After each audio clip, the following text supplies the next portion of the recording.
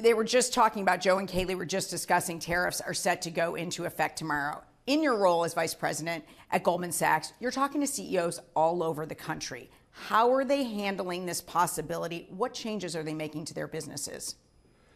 So there's a little bit of skepticism as to whether ultimately there are going to be tariffs on Mexico and Canada. And the reason for that is logistics and supply chain arrangements with Mexico and Canada are so central to domiciling manufacturing in the United States and global competitiveness. I think there's still a hope that even if they're put on, they won't be on for long, and maybe they'll be threatened and never get put on. I think they feel differently about tariffs on China, maybe relating to Europe, but I think people believe eventually there needs to be a North American strategy for U.S. trade, and that means Mexico and Canada are very central to that North American strategy. So do you think that CEOs are changing their businesses right now, planning? What are you hearing in that realm?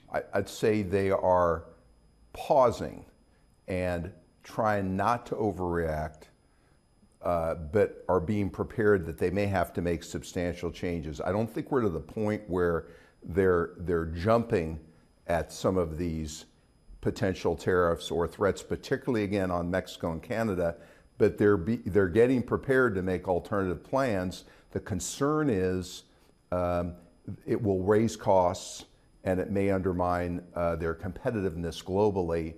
And those are things that I think are probably you'd prefer not to have.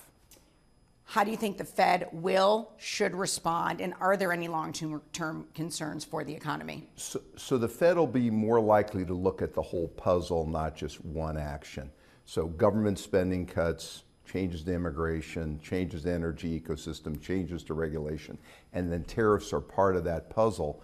And what you're seeing in the economy is it appears to be a slowing of GDP growth. We'll know better as the weeks go on. So probably somewhat slower growth and prices staying sticky. So I think the Fed, at least in this upcoming meeting, is most likely to do nothing. And they're going to take it one meeting at a time and try to assess these changes.